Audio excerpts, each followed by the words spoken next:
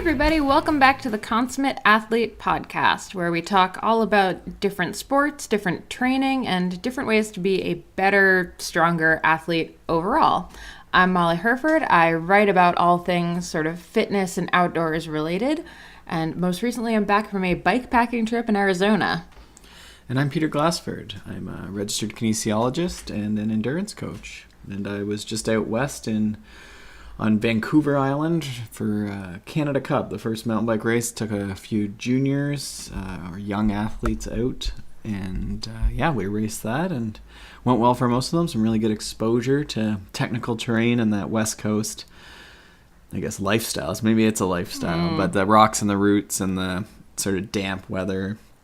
But it was good. Really great trip. Yeah, and I hardly recognized you. It's been a few weeks. Well, with my West Coast lifestyle, I now have a grizzly beard. I've been driving a large truck. If you check out my Instagram, at Peter Glassford, you can check out the large 350 size, I won't say the brand, but large 350 size truck that made me look like a small child. Yes, also please comment on how grizzly his beard totally, definitely is in real life. Yeah. I don't know. It was weird. It was like quite an excessive truck, but I don't know. I think I liked it. Oh boy, we're not getting a new truck. I think I would just it's so big. I think I would feel like I would just crash into things. Enough with the big trucks. I actually was talking all about our lovely tiny Ford Transit Connect with a bunch of women. I did a talk last night here in New Jersey, and do they want to buy it? They do not. Oh, okay. They do want to buy one, but not ours. Well, if we sold it, we could get a giant 350 truck. Anyway, enough about the trucks. I was bike packing in Arizona, so I think I'm kind of unrecognizable too. I've rediscovered some joy of cycling. Yeah, for someone who I've proposed going to either a campsite with basically cabins on bike. Hey, that's not true. Okay, if I've proposed bike packing in the past and you've been completely opposed, but you've come back from this trip for some reason and now you're deciding you want to ride across North America. Hey, that's still super top secret. Beyond taking a boat and around the world, you basically went from 0 to 100. That is pretty much the definition of not doing it to doing basically the high end of it. Yeah, I guess. That's from couch to World Cup racing or something. Couch to Olympics. Couch to Ironman. There's a plan on Training Peaks for that. So why should people be bike packing? Well, because they didn't have to go with you might be part of the reason. I guess. Let's all just point out for a second that we're both very type A, get from point A to point B people, and for us to be bike touring, my fear has always been that it's just going to be a freaking hammer fest the entire time because we're both kind of jerks. So choosing your company is probably important for bike packing. Yes. But why did you like bike packing? Well, I was out with REI Adventures, so it was kind of a good taste of bike packing without being totally off in the wilderness without any support. We had some support in the form of, some excellent food and, lovely people and stuff, but I don't know, honestly. We were in the desert. It was beautiful out. I was, waking up at 6 a.m. to do yoga outside of my tent. And then we were, hopping on the bikes at 8 and, just putting in 50 miles, but on crazy gravel and sand. And it just kind of reminded me of the fun of getting on a bike when I was a kid. And that's a feeling I haven't really had in a very long time because I've never ridden as an adult for fun. I've ridden as an adult for training, if that makes sense. I mean, I enjoy riding, don't get me wrong. I've based my career around it, but always with a competitive spirit in mind, I guess. I think a lot of people come into it's probably the road and the tri side. Especially, yeah. That, right? Because I think with mountain biking, we always have those fun rides, and fall is definitely, we just sort of screw around mostly. Honestly, we just screw around most of the time, but well, and I've said before, I'm not at the point in mountain biking where every ride is super fun because I'm not as technically skilled, so it's still a challenge. I think that's what I see is once people figure out skidding and hopping over giant logs and stuff, you start getting a bit more of that play element, but it definitely is. To get there is hard, right? Where it's fun. It's not I'm hopping the biggest log I've ever hopped, and this is a full body effort, Yeah, whereas bike packing sort of actually turned out it appealed to my strong points, which are, I'm weighed down by this really heavy bike, which means high cadence stuff is just not really a thing that you can do comfortably. So it was a lot of me pedaling in like a nice low RPM at like a pretty steady power, but that's sort of where I think it's like best. That's traditional, like a lot of studies. It's more often in normal people, but you'll see like optimal cadence for long duration, like 70 RPM type thing, plus or minus. Correct me if I'm wrong, but and you'll see like Ironman often tends to be, at least historically, a little lower RPM. So I think that fits with your... Might explain my sweet spot, if you will. Well, I don't know if it's your cadence sweet spot. I'm just trying to lead in very subtly there. Well, it's going to be quite a switch when we get there. I was going to say, though, one more thing. Like, your point about the kids is, like, when I was younger, we used to always ride, like, down to the convenience store or to get to your friend's house, right? Mm-hmm. So in some ways, like, that was what I was always trying to get you into, was, like, we'd ride, you know, whatever. Like, oh, he says this, just throwing this out to the audience that loves hearing us fight. He says this like he's, like, shown up with, like, the bike panniers, like, pre-packed and ready to go, and like has all these great adventures planned. This has been discussed like 5 times.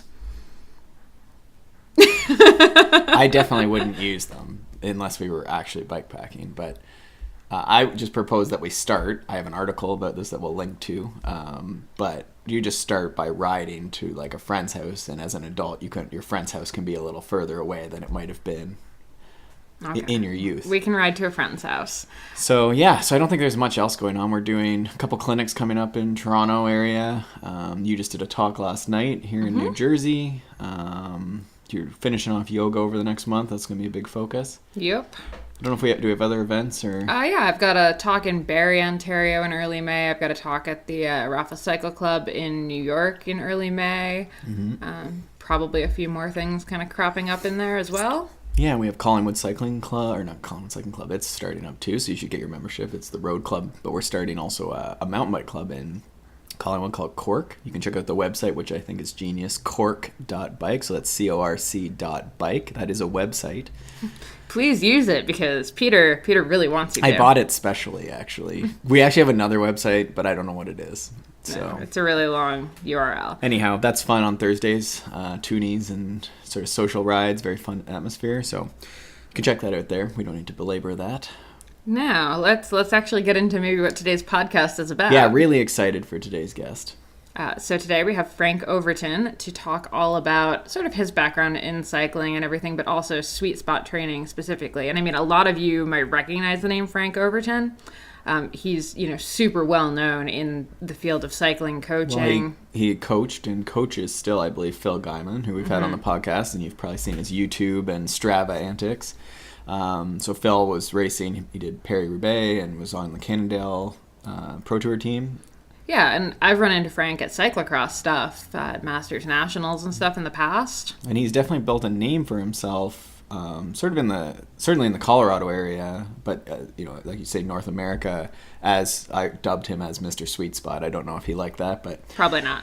Being a big part of the popularity of sweet spot training, and so we talk about anytime there's articles, there's podcasts about stuff, it gets sort of simplified, and you don't really know what Frank actually does. So what I like to do when I talk to other coaches is sort of get a sense of how they use things and plan that, periodize that into a year. So I think for a lot of you out there who are reading, these sort of simplified, almost clickbaity articles, threshold versus polarized, which I actually have one titled that on my blog if you want to click on some We also have a podcast titled that on the podcast We do, several. website. And so, I mean, it's a popular topic right now because it is they're at opposition, but they're also not that opposed. And so we talk about how you plan that through the season in a typical periodized fashion, and how sort of the pitfalls of just training generally. So I think for a lot of us who are running into you're plateauing, or you've been doing sweet spot, or you've been trying polarized, or you don't know what the difference is, there'll be a lot here. And we also just talk a lot of good cycling, a lot of good training information today with Frank. He's a super smart gentleman. We talk about motor pacing, which is a new concept for a lot of us, and sort of how that applies and where we might use it. It's great because it's not so deep in the science. I know sometimes when we talk to coaches and experts, it gets kind of theoretical versus practical, but I think there's a ton of really practical stuff in here. Yeah. So I think, whether you're just getting into cycling or you've been in for a while, I think there's a lot of good info in here for you. Yeah, I think so. I think it's, if you're coming into it, maybe just we'll leave you with the concept of, polarized is very easy training, or like full out sprint, VO2, you're really breathing really hard, and you would do a little bit of that really hard stuff, really quality intervals, and then everything else would be very easy, or not even necessarily very easy, but honest endurance where you're not breathing really hard. And then the threshold model of training would be everything sort of only training in the middle, or mostly, in my opinion, training in the middle. You're still need to have off days and some endurance days, but your main intensity is that middle zone, so just under that threshold, but harder than that endurance. So with that very general definition, we'll let Frank explain it a little better than that. I try and not rehash too much of what people have done in especially recent podcasts and articles. I'm sure we're going to definitely do a bit, but I really like the amount of nutrition and lifestyle stuff you tie in to the, and I think it maybe gets overlooked, and I don't know if you agree with that, but you're sort of known as the sweet spot guy. But I was like, no, he seems more like, which I would say similar for me, up this like sort of holistic, like as masters athletes, you need to be healthy, body composition, this sort of stuff. Yeah, that's true. I mean, I think, me personally, I've moved on from sweet spot because I've been prescribing it for like 13, 14 years now. I think people just had a heart attack. Yeah. Mr. Sweet Spot has moved on. Yeah, well, you know what I mean. In terms of like what I'm advocating, I came out with the first Sweet Spot article in July of 2005 on Pez Cycling News of all places. And I remember I was at Super Week racing, Super Week every day. And I turned that article in to the editor, and they kind of sort of hacked it up. And that was a tough one to push through, because it was so new and they didn't get it. And I was so biased on just how awesome it was. And I finally got it published after much editing to my chagrin. And, I've been prescribing it to athletes ever since. And I didn't, I guess, Velo News has picked up on it and done some videos, and Bike Radar. And I think it's just because it's open source and we share it, and I never tried to like trademark or, own it or anything. It's always been about just educating everyone. Sweet Spot's become like, that's standard information in the coaching world, I think. Mm-hmm. And it was interesting. Velo News recently kind of revisited it a couple years ago with a podcast, and I've seen like an uptick in popularity, at least on like, especially with the sweet spot versus polarization debate. Right. Okay, so I'm gonna pause everyone and say, for the non-coaches out there that haven't heard of Sweet Spot, who maybe wrote for Cyclocross magazine and bicycling and haven't maybe seen all of that stuff in Velo News, could you explain what Sweet Spot is? Sure. So Sweet Spot is first and foremost, it's a training intensity, 84 to 97% of the athlete's FTP, functional threshold power, and so we can prescribe sweet spot intervals, sweet spot by wattage, by heart rate. In one of the original articles that I wrote, sweet spot was also a style of training. I would tell people to go out and sweet spot for 90 minutes, and it kind of wound up being like an old school fartlek where they just go out and just ride hard, using their power meter or their heart rate until they got tired. And so they'd start off on the high end, and then as they got fatigued, they would just gradually creep towards like high zone 2, and then they'd be done. And I would just tell athletes to go out and do as much as you can, and when it got really hard, stop. And but yeah, that's sweet spot. And so it's in between zone 3 and zone 4, so tempo and threshold. And the number one thing going about why we call it the sweet spot is you can do a lot of volume, a lot of it, and then the recovery that's required from this style of training is not as much as if you did like threshold or VO2s, and it allows you to do more cumulatively day after day, as opposed to like drilling it in threshold intervals and then being tired the next day and not being able to get in as much training. So it's a great way to build up one's base. Right, and get a lot of work. So it's become popular with sort of I could say time limited for trademark reasons. Athletes, right? And so it's they can do more work in the time they have.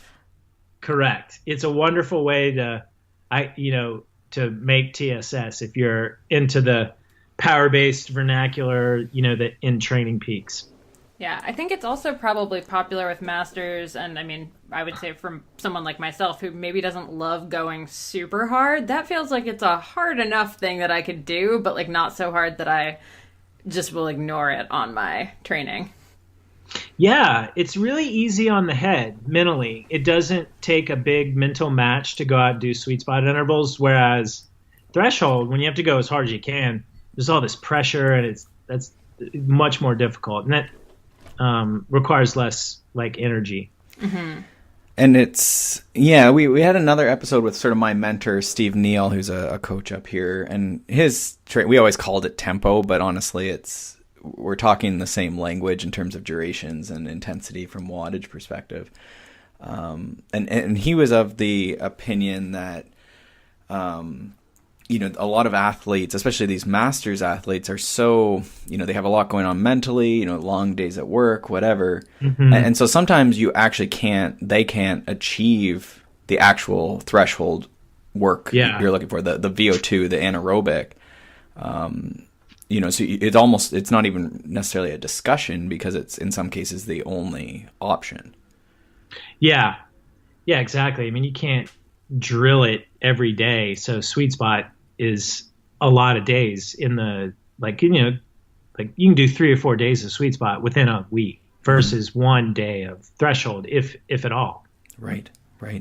And you have a couple articles. Again, we'll try and link to this for everyone so they can do some research and actually sort of go through, but we'll try and sort of get through this. Like often, would you say for a 40-year-old type masters guy, training, what would be the most you'd see? Like if they have a decent amount of fitness and stuff, would they be doing 2 hours worth of sweet spot in a week, or what sort of range would you see? Yeah, I would. The way I design a master's athlete 40 plus training plan is rest day Monday at work, and then Tuesday they'll do sweet spot, and it can be anywhere from an introductory 20-minute workout if they're early on in their base training, or it could be upwards of 60 minutes, like a 4x15, depending on if they're far along in their fitness and able to kind of push. And that this might be mid to late base build type of interval workout. And then most of the time I use what I call a fatigue dependent training plan design model. And you have some great articles on that. They're really good. A couple of them. Oh, thank you. Yeah. And so I'll have them do sweet spot on Tuesday, then go with the grain of their fatigue and have them do a little bit lower wattage on Wednesday. So that would be tempo. And then going along with the grain of fatigue as they get more tired, just have them default into a zone 2 rod on Thursday.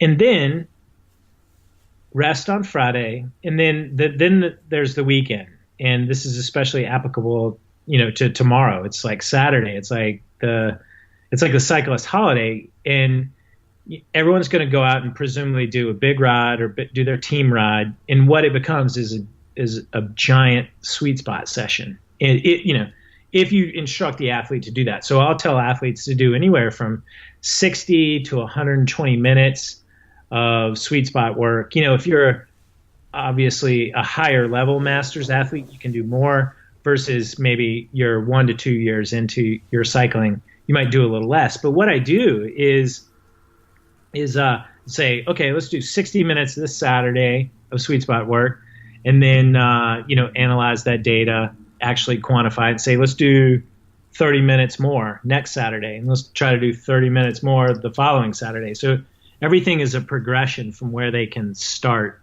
at and feel comfortable. And I think the upper end of sweet spot is I think the Paris-Roubaix is pretty much 6 hours at sweet spot. Well, I think Matthew Heyman's power file from the Roubaix a couple years ago was like 300 watts for 5.5 hours, which was sweet spot for him. So, that's like the upper limits of what the a human can do. And it's all a progression, if you just quantify it and apply a little bit more the following week and the following week. Gotcha.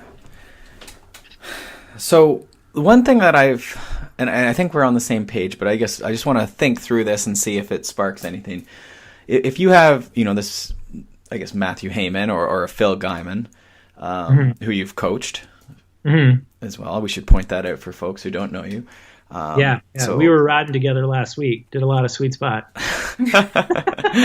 Right, and he goes up hills relatively quickly, so there must be something to doing a little bit of that. A little bit, yeah. So now you have a Phil Guyman type person, a very high threshold, very high fitness. So their zones then would be wider, right? So if we're taking percentages off of 400 watts versus, a novice type athlete who's maybe got a 200 watt threshold. So then their sweet spot is quite small, right? So the difference between tempo and threshold would be very little. Does that make sense? Like the precision that you have to pedal with. Correct. And I've always found it almost ironic that someone like Phil, who could probably hit, if you told him 400 watts exactly, he would pedal at 400 watts exactly. But someone at the lower level who's new to power and riding steady has to hit, a fairly narrow range. I've always found that to be like a cruel irony. Yeah. Like I'm just doing the math right now. If your FTP is 200 watts, your sweet spot range is 168 to 194, which is that's pretty shallow. It's a small range, and there's a lot of overlap with tempo anyway. Right. So, yeah, I do train by I use the percentages pretty religiously. Yeah, and I think that makes sense. I think it's you also see at that level like it's really got to get out and ride, right? When it's the lower threshold, whereas for someone like Phil or something like that, then the precision becomes more and more important. Would you agree with that? Yeah. Well, I would say precision is probably more important. The narrower the range for the lower wattage athlete, and Phil does a lot of training by feel. A lot of pros do a lot of training by feel. And sometimes, it's like, okay, go out and ride. And if you feel good, do threshold work. Or if you don't feel good, do sweet spot. But if you feel kind of poor, maybe do tempo. And if you feel really poor, maybe it's not your day and just keep resting. So right. and a lot of feel going on. And do you think that obviously comes with experience, right? And I think that's when you if we're going to just keep calling you Mr. Sweet Spot, which I apologize for, that's what sometimes gets missed in an article or something like that, right? It's you only give people sweet spot 7 days a week, every day of the week, every single month, every single, there's no phases in your training, there's no off days, which obviously is not the case, right? Yeah, correct. I mean, and that really didn't come to my realization until I did this a Fast Talk podcast with the folks over at Villeneuve. This is a wonderful podcast, great topic, but they were like sweet spot or polarized at zone 2, and I had to Google polarized training and look it up and to understand what they were talking about, and I really do both. I mean, I think a well-designed training plan has sweet spot and zone 2 together, and they work in tandem for what's right for the athlete on a particular day. And that was the inspiration for that, for those 2 articles I sent you, the sweet spot versus zone 2 training plan design, and then also the fatigue dependent training plan design. And I guess people were thinking I never prescribed zone 2, and that's so far from the truth. I mean, most athletes will do at least 2 days of zone 2, like polarized style training, and then equally 2 days of sweet spot training, and like a group ride in there, and one tempo workout midweek. At least when they're building in the off season, like working on their base. And I was going to say that's the next important point then, is that you're also, of course, using periodization. You know, and a few of the articles that I actually found first when I sort of just did a quick Google, I was like, I'll just read up here on what Frank's got out there. You know, were actually some of the more like peaking and in season, and like how do you go from your base season to a mountain bike or a base season to a crit. And, you know, most of your article was talking about, you know, micro intervals or short intervals, anaerobic intervals, you know, stuff well above threshold.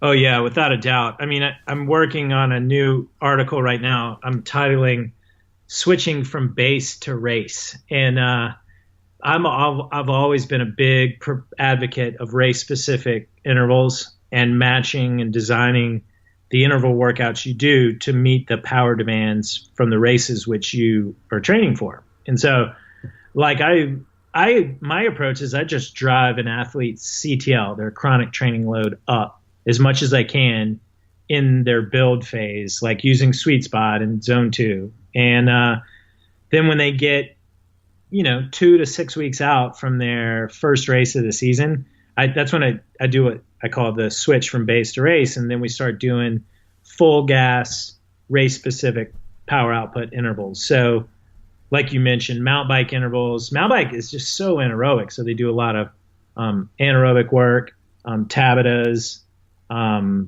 maybe some VO2s if we have time. And then for the road racer, it's a lot of, you know, if they're a crit racer, a lot of anaerobic work also, 1 minuters, 30 seconders. Tabatas are always great. And, you know, for the time trialist, it's like the classic 2x20 or the 10-minute super threshold intervals. So that they can prepare specifically for the types of races they're doing.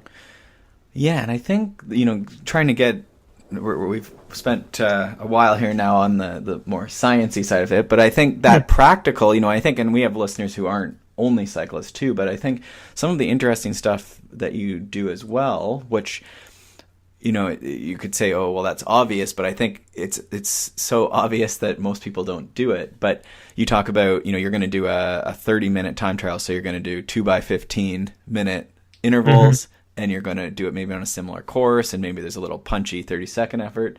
And so you talk about building those race-specific efforts, you know, for that race period. Correct. Yeah. Yeah, there's a big difference between a 30-minute flat time trial and the workouts that you would design versus a 30-minute hilly time trial and the workouts that you would, design. Not that it's a subtle difference, but you might as well train specifically for what you're going for. Yeah, it's...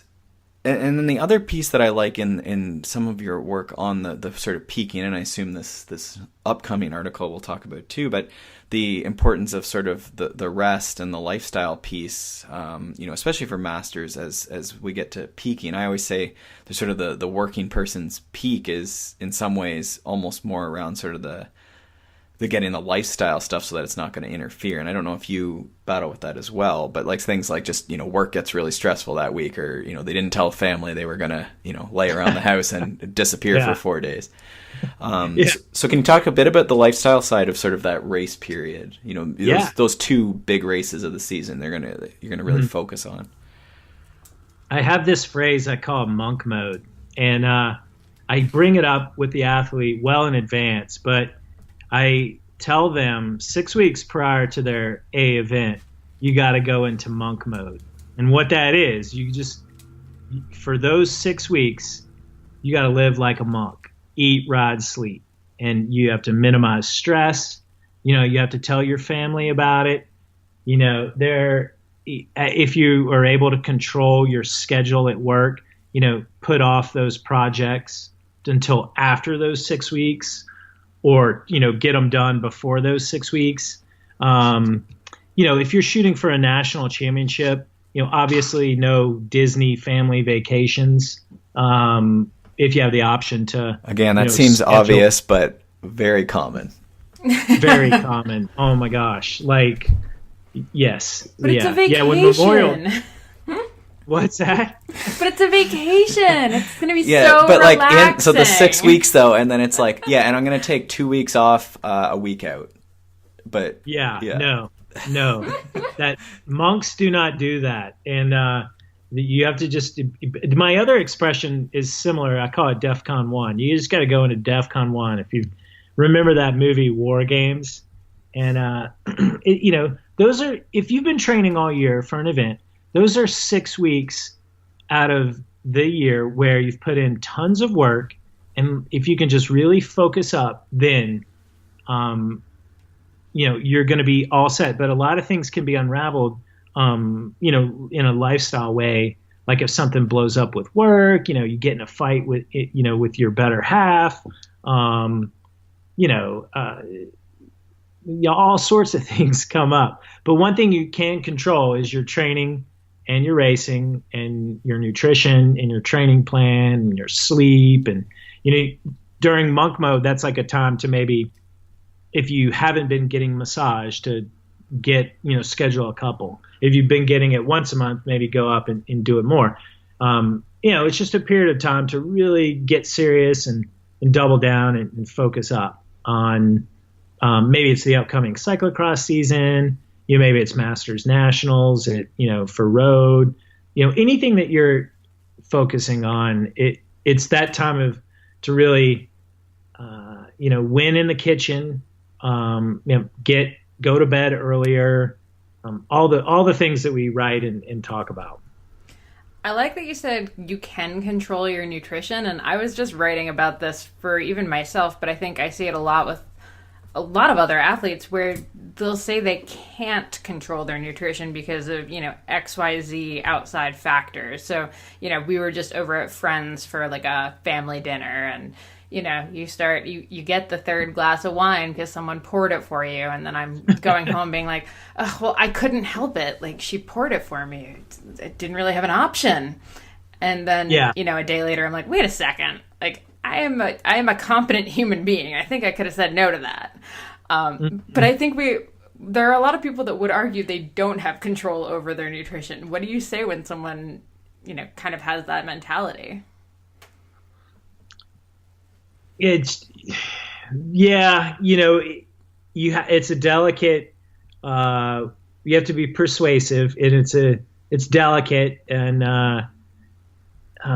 you just have to kind of convince them. Other words, I try to get athletes motivated and psyched up to, live a certain way. And, so if they're, maybe I'll, talk to them about, going to the grocery store and actually doing the shopping themselves, and, having that grocery list, and, choosing super healthy, nutritious foods to bring home, and maybe slide them a recipe of something to cook and all that. And, I'll talk to like the 25-year-old about, making his recovery snack to have in the car after he goes to the race, because if I don't, he's going to wind up at, Burger King after the race, completely famished, and that won't even be a choice. But if you plan for it, if you bring, make the sandwich or the burrito, put it in a cooler, have it waiting for you in a car,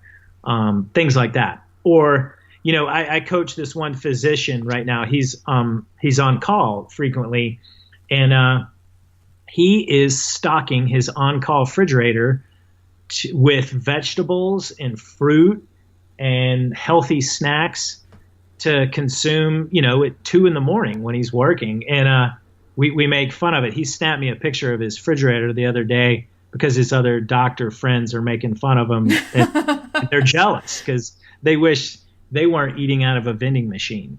And but he's got control of it. And, but I mentioned it, but I'm like, hey, maybe go get a sweet set of Tupperware at a Bed Bath and Beyond, and then you can chop up your vegetables and put it in there and take it to work with you when you're on call. So little examples like that. Yeah, it's definitely, like you say, it's delicate, and it's such a big thing, right? There's psychology, there's like the sociology of, the home life and stuff tied into that, and sometimes it is this, something like those little, like just getting Tupperware. Some people don't have Tupperware, right? So you can't make those leftovers, or you can't use the leftovers, if you are indeed making extra chicken breasts and extra rice or something. Mm-hmm. Yeah.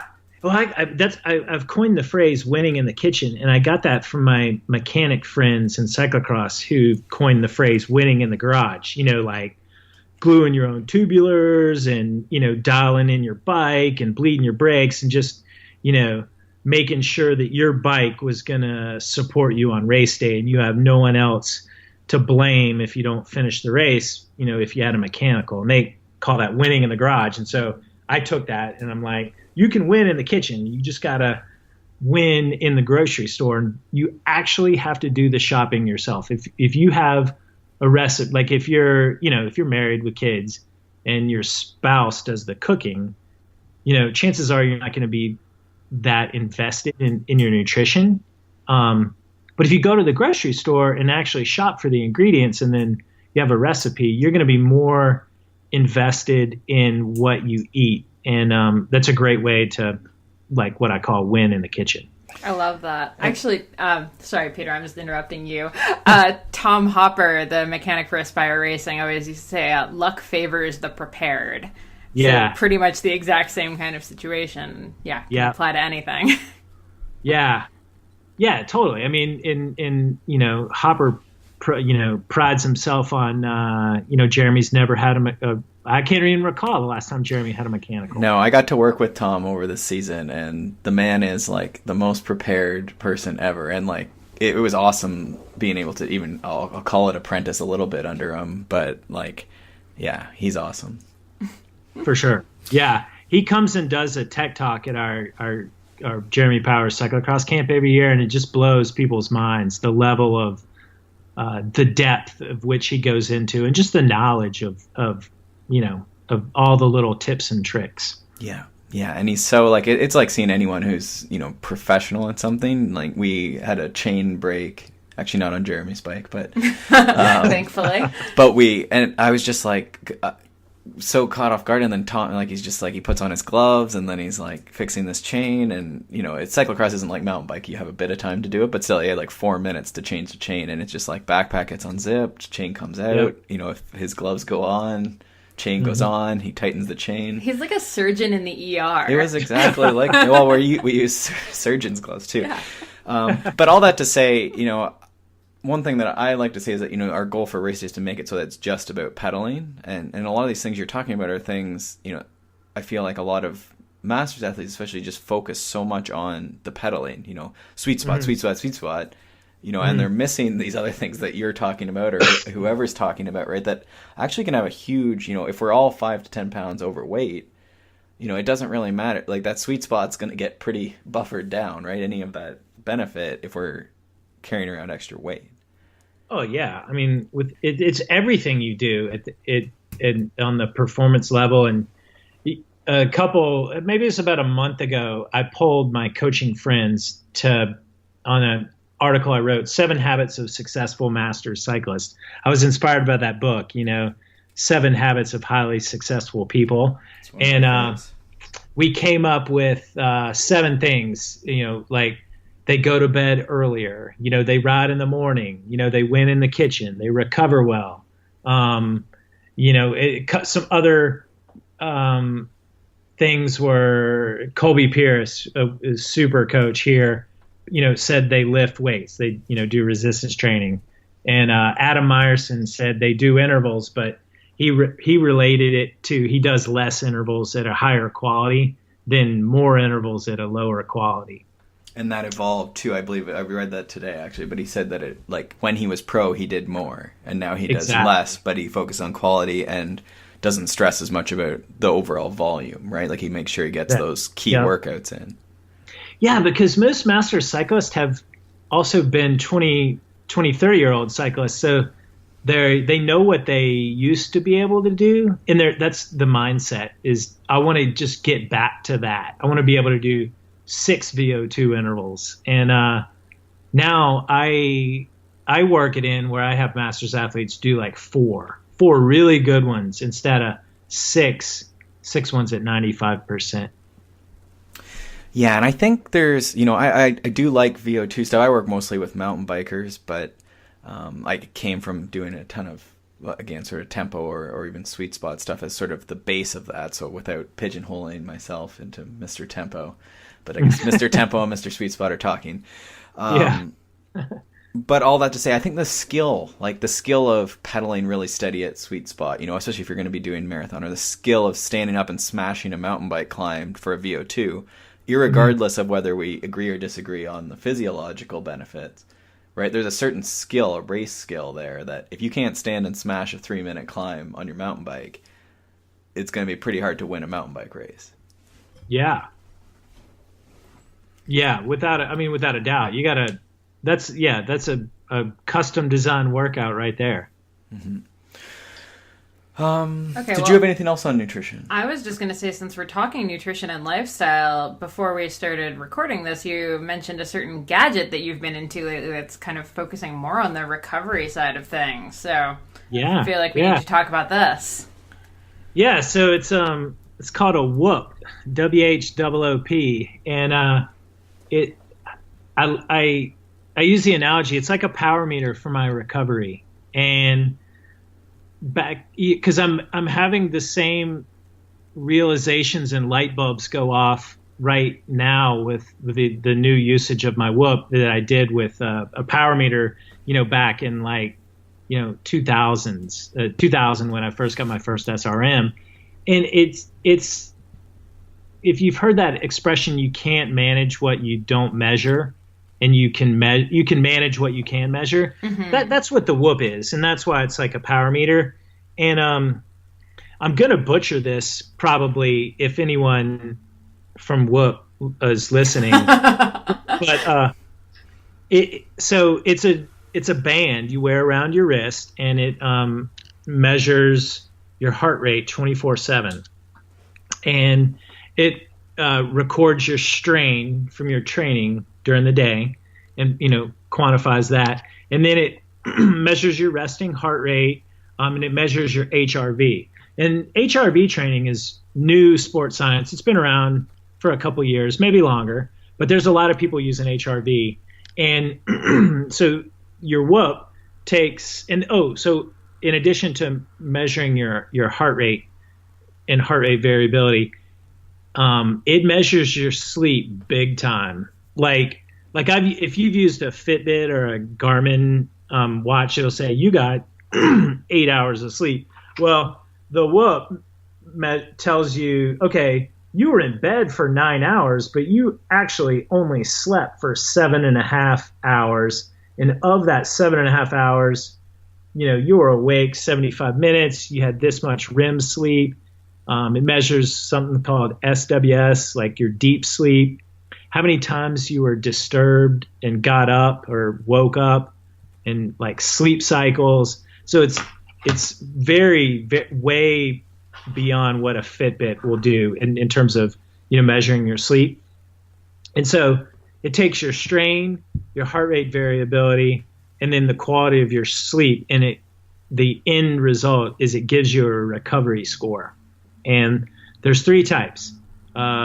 Basically, it's like a stoplight: red, yellow, and green. So green is good. That's when it's like 66% and higher, and that's your goal, to get in the green. That's like a hashtag they have.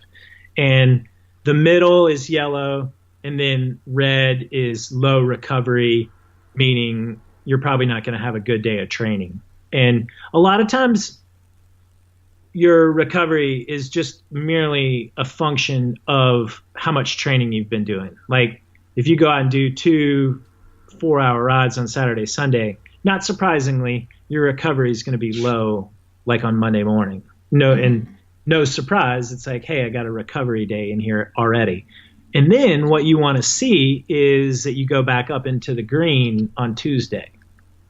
And what the Whoop will do that's been eye-opening for me is, first of all, HRV has been the most eye-opening thing. And I noticed when I had a beer or a glass of wine, that my HRV went down and my recovery scores were low. And when I stopped, my HRV went back up and my recovery scores are high. So I haven't been drinking that much lately because I've been really into my whoop and I'm trying to recover. And like just last night, my girlfriend, came home. She's in a great mood and she, had a glass of wine and she called me fun sponge because I wasn't having a glass of wine with her. I feel like I say that a lot too. But so check this out. Other things that make my HRV go up and down, which I had no idea, yoga. And I talked to some of the HRV people and they're saying it's mostly the breathing. And when I go to yoga at night or in the evening, like after work, I'll usually report a high HRV score the next morning, and then that'll correspond to a high recovery score from the whoop. So that I've been doing yoga for a number of years, but that just kind of validates how yoga is a useful tool for your recovery. Yeah, it definitely helps too, I guess, if you're trying to sell yoga to someone, to an athlete trying to do it right. Like I think for a lot of busy athletes, that's something that at least, breathing or the meditative side of it, but you're also just not staring at your phone or riding your bicycle for an hour, right? And yeah, it should be beneficial. Yeah, for sure. I mean, it's so much better than just riding your bike 7 days a week, and then on one day you just ride less and less hard. I think right. You can do other better recovery activities. I have one follow up about the whoop. Do you put anything like what's the word I'm looking for? Like qualitative in there? Like you feel bad today? You are taking like some sort of survey of metrics with it? Yeah, it's amazing. The app that it comes with polls you every morning. Let me see if I can remember just the questions I get asked. So it'll ask you, did you work on a screen in bed last night? Did you share your bed? Did you have any alcoholic beverages? Are you sore? How's your stress? Do you feel rested? Things like that. Nice. And that all goes into part of their algorithm. And it asks you your energy level, and soreness level, stress level, if you're feeling sick or not. Because a lot of times, like I got the flu like 3 weeks ago, and the day before I got it, my HRV was like in the tank. And sure enough, I woke up the next morning. I'm like, yep, I'm sick. And my HRV was super low for the whole time I had the flu. And then when it started to go back up, lo and behold, my flu symptoms subsided. That's awesome. It sounds like a cruel, because it's pretty much automated, and it's buzzing at you to take the survey in the morning, so you don't really have to make a lot of decisions on your own. That's right. Yeah, because it records all the time, and in the morning you want to wake up and see your recovery score, so you want to input your sensations. Okay, yeah, we've been using the HRV for Training app, which lets you put your finger onto your camera phone and get HRV, and it works. It's slick, and my favorite thing about it is that it does the survey after the reading. Mm-hmm. But I've had really good luck with that. But I do like that this one that you're talking about is sort of automated and throughout the day, and you're getting that nice sleep sort of recovery heart rate measured too. Put it on your Christmas list. Yeah, we'll see. We'll see. So no, wait. I think can this data upload to Training Peaks? Oh. That's the big question. Unfortunately, not. They haven't opened up the API yet. Yeah. Bummer. That's a real chafe, because I have other athletes that have hopped on board of the Whoop, and for right now, we just have to do a manual upload. Yeah. Because what I found, I mean, you probably have similar frustrations with select athletes not like putting enough comments and stuff in, right? And enough just that sort of soft data, right? Like how do you feel today? Are you stressed? So the nice thing about HRV for Training is it pushes to that metrics window in Training Peaks, and they can also put in, they call it annotations, but it goes into the notes in the metrics window. So now I'm getting way more information on top of, the auto uploads from Garmin or whatever. Yeah, I have an athlete that's using the HRV4 Elite app and it's nice because it just goes right up there in Training Peaks, and you can even set up a chart, to measure trends and so forth.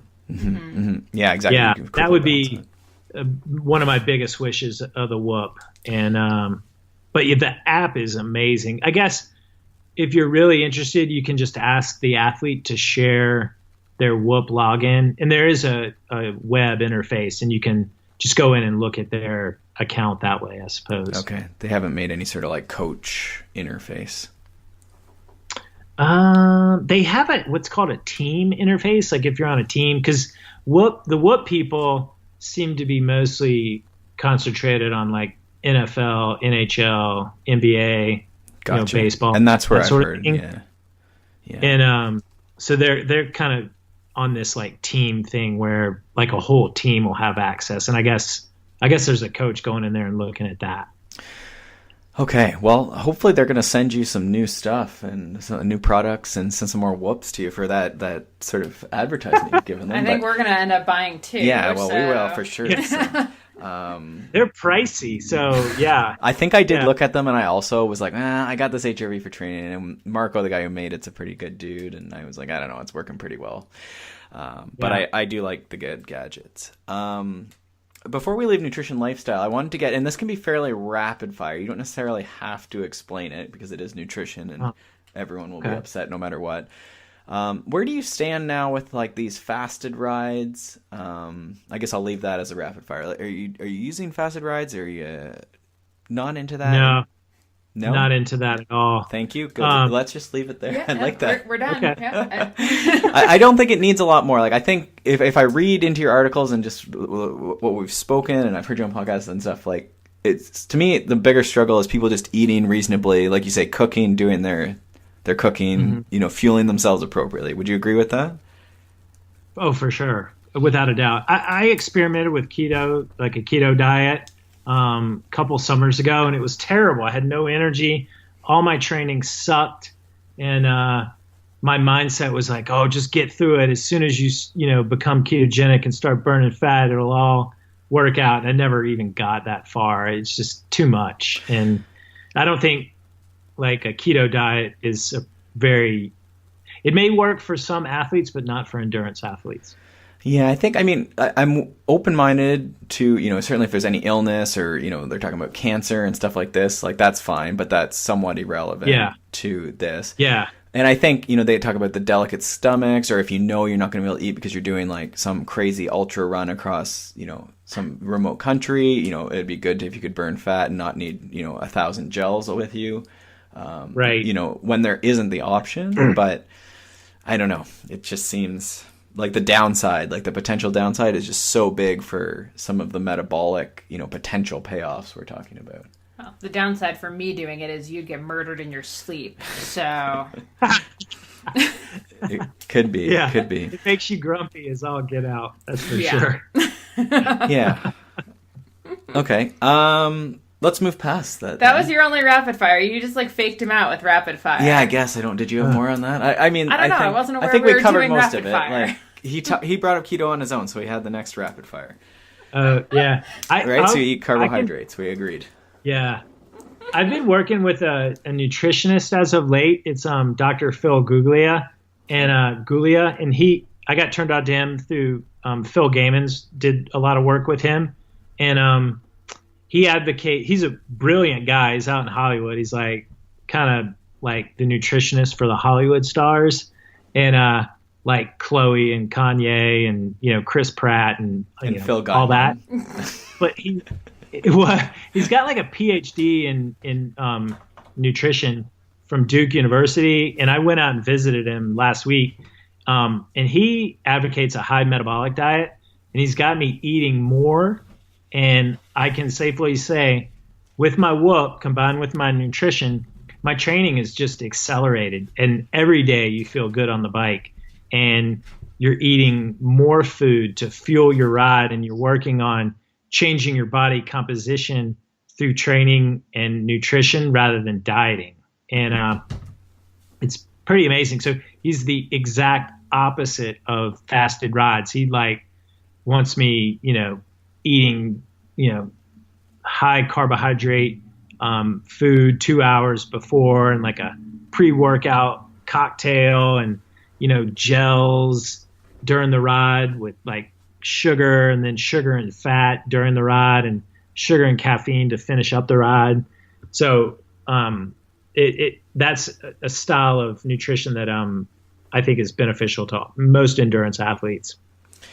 Yeah, and again, coming back to that off-bike time being quality and regular and vegetables and stuff, right? But then fueling, the workouts. Like I've done, again, we come from this tempo background, and I used to underfuel a lot. And like I got pretty fit, but like you're not winning races. And I also got quite overtrained doing that as well, which I would say was not overtraining, but rather underfueling.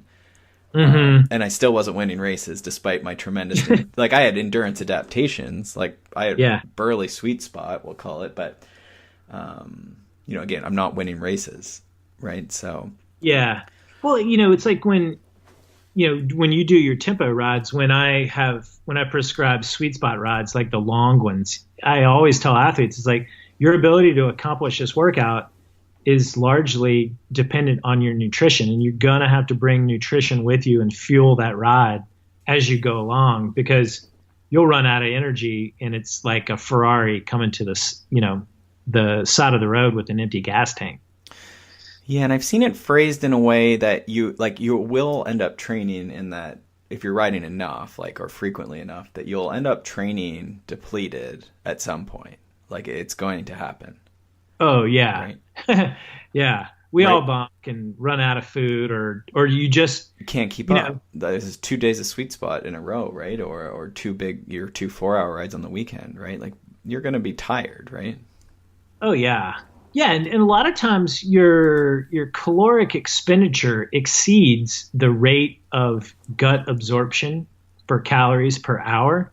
And yeah, you run out. I mean, that's the number one thing for Ironman athletes is they have to actually race slower so that they can match their caloric expenditure to meet the amount of energy they can absorb through their gut on a per hour basis. And that happens to us when we go out and do the 4, 5, 6 hour rides in the mountains. You just can't keep up on the bike.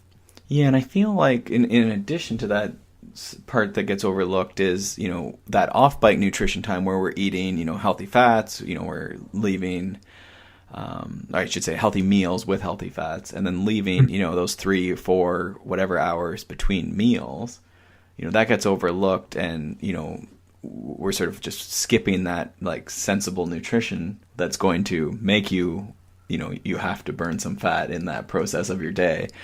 And so people sort of go between full on sugar every hour, trying to prop themselves up. And then all of a sudden we're all going to go keto.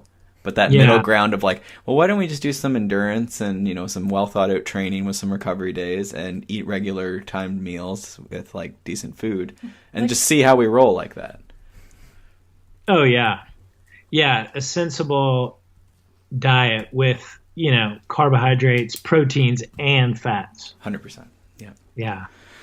Okay, well, let's shift gears. And we don't have a lot of time left here, but I thought we'd just touch on, we've never talked too much about motor pacing on the podcast, and it's something that you speak a little bit about. So are you using that with master cyclists of all types, or who's motor pacing for? Motor pacing is for anybody that wants to hit it. Super hard training, probably, looking to win some bike races, peak for certain events. It's awesome. I mean, if I was in heaven and I had one workout to do with athletes, that it would be motor pacing. There's the most intimate form of coach-athlete training together, because rarely do you as a coach get to train with your athletes. I mean, you ride with them, but doing intervals with them, mostly they're passing you, at least me, because they're faster than me. But when you're driving the scooter, you can see how much they're trying, and I can tell there's a lot of sports psychology going on. When I see one of my athletes just turn himself inside out to keep up, I know that they're, going to be on on race day. And on the other side of the coin, the going gets tough and they give up, 40 minutes in, you see that, and you may need to work on some other aspects of their training. But the neuromuscular work and going hard is tremendous. It's my favorite workout for just about any cyclist, even mountain bikers. I'd love to motor pace them more. Yeah, we did a bunch back in some of my fastest years, and it definitely, like, the speed skill is important for mountain bike, like just pedaling quickly and under load. You know, especially when you're trying to win races, right? Like that, you're moving fast on a mountain bike, but the suffer, like you say, and then the extra motivation to having like someone and your coach staring at you, like, do not stop, you know, stay on this wheel, right? Yeah, it's like Fight Club. You know, you don't talk about Fight Club, and in motor pacing, you don't come off the wheel. There's no ifs, ands, or buts. You must stay on that wheel. So now Molly has indicated that there should be some sort of safety precautions here. I'm just suggesting that maybe we don't try this at home. I'm open to you disagreeing with me, but we always had my coach back then, who was Steve, who I mentioned earlier, but we always had scooters only. Like, there's no car drafting. How do you stand on that?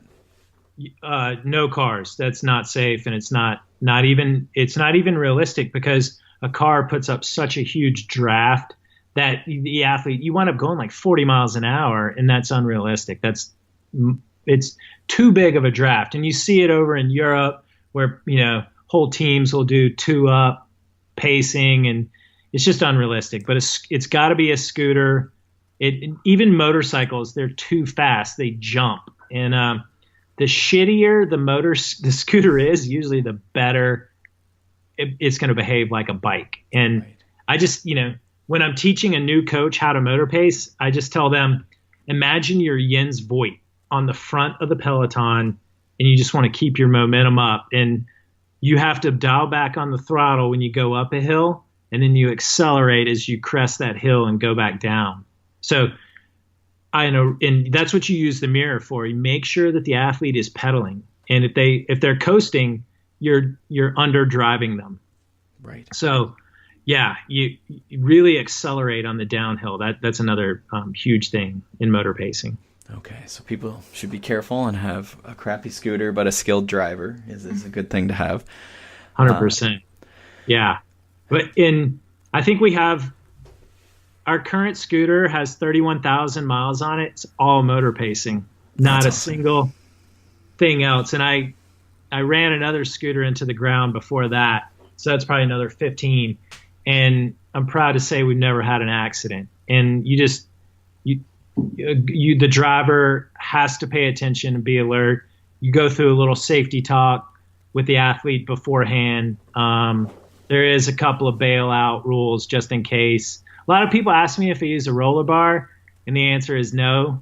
And that's more for track. And I don't think the athlete should be banging up against a roller bar anyway. No. And really, I mean, if the athlete stops pedaling for a millisecond, it's like a 3-foot gap instantly. And so really, you as a motor pace driver, all you need to remember is never, ever let up on the gas. You can accelerate and create some distance between you and the athlete, but never let up on the gas unexpectedly. Yeah, that makes a lot of sense. All excellent and terrifying points. I guess in theory, I'm interested. Do you think that e-bikes are going to provide a new opportunity for this? Yeah, probably. I was on a group ride a couple of weeks ago, and there was an e-bike on it, and that guy lined it up and drilled it for a little bit. It was kind of fun. Kind of a dick move. I mean, it's like a gurney in the track, right? Yeah. Yeah. I guess it'll depend too on the governor, right? Because like, if you have someone who's pretty fit, mm-hmm. you're going to go pretty fast. And I don't know how, like, e-bikes are still governed for the most part, pretty, like, not that fast, right? Like, they're not going 8 miles an hour-ish. Are they? Yeah. Yeah. You know, most of them are under 30 miles an hour for sure. Yeah. Yeah. That's not going to be fast enough for someone like a pro level athlete. But most athletes can cruise at 27, 33 miles an hour on flat terrain. Mm-hmm. Mm-hmm. All right. Well, Frank, we've kept you long enough. We appreciate you humoring us. You're at FastCat on Twitter and Instagram. It's at FastCat on Twitter, at FastCatFH. Frank Hudson on Instagram. Gotcha. And website? And the website is just fastcat.com. Coaching.com. We'll link to all that. FastCat Coaching. And it's not fast. It's FAS. Cat. That's right. We're so fast we have to drop the T to make it Fast Cat. I was wondering if there was an elaborate story behind that. Yeah. Well, I just made it up, It's funny. I mean, this is a whole other topic. We don't need to get into boy. this. But naming of coaching businesses, I always sort of, because there's always the like pop-up coaching, like someone's doing it on the spare time. And then just the names that some of them come up with is. Yeah, so-and-so systems or my name coaching. Yeah. The my name coaching's odd. Did you ever do that, or did you go right to like a separate business name? I went straight to FastCat, and the reason why is like I was like, oh, I need a logo. I need to come up with something, and I can't. My friend, I asked him. I was like, what would represent being fast? And it was like the cheetah. It's the fastest land mammal in the world. And I'm like, oh yeah, cheetah. And then next thing I know, I have like a sweet like image of a cheetah running and pivoting that a friend of mine had, and he gave it to me. And so then it was like, okay, we're going to call ourselves Fast Cat Coaching. And my nickname in the 90s with some of my racing buddies was Fast Cat Frank. They, how you get called like a cool cat, maybe back in like the 60s. Right. Yeah. Like he's a cool cat. And they were just calling me a fast cat. And, and I took that and used that to become Fast Cat Coaching along with the cheetah. Okay, well there you go. So if you're trying to name a business, it doesn't have to be a coaching. I'm not picking. Probably on coaches, don't go with your high school nickname. That's usually not a good idea. I mean, if it ties in, but like think about what type of animal. Yeah. Or like what's that logo gonna look like? Yeah. That's right. Yeah, I tell people now the cheetah is my spirit animal. It's a good one. Yeah. All right. Molly's dachshundcoaching.com is going to be my new one. Wieners. I don't know where you're going to go with that. Nope. Let's leave it there. Frank, thank you so much. I hope our paths cross soon. Enjoy that balmy Colorado weather. Thank you so much. Thank you so much. Pleasure. Hey guys, before you go, we just wanted to have one quick word from our sponsor, Health IQ. Health IQ is a life insurance company that helps the consummate athlete like you save money on your life insurance. To find out more, you can check out healthiq.com/CAPOD. That's CAPOD for all the details and to take a free quiz. Thanks so much for listening to this episode of the Consummate Athlete Podcast. To check out all of the show notes for this show, go to consummateathlete.com, and to follow along with our various adventures on the social medias, you can check us out on Facebook at facebook.com/consummateathlete, or follow me, Molly Herford, at Molly J. Herford on Twitter and Instagram. And I'm at Peter Glassford on Twitter and Instagram. And if you could do us a huge favor and rate and review the podcast over on iTunes, that helps us bring on more guests, get more episodes out and do more cool stuff. So we would be forever grateful. And if you're looking for coaching for endurance sport or just for health and wellness, you can check out smartathlete.ca. And for amazing outdoor content, you can check out theoutdooredit.com. Aw, honey. And that's theoutdooredit.com for Molly Herford's writing and all things outdoors. All right. Thank you so much for listening, guys, and we'll see you next time.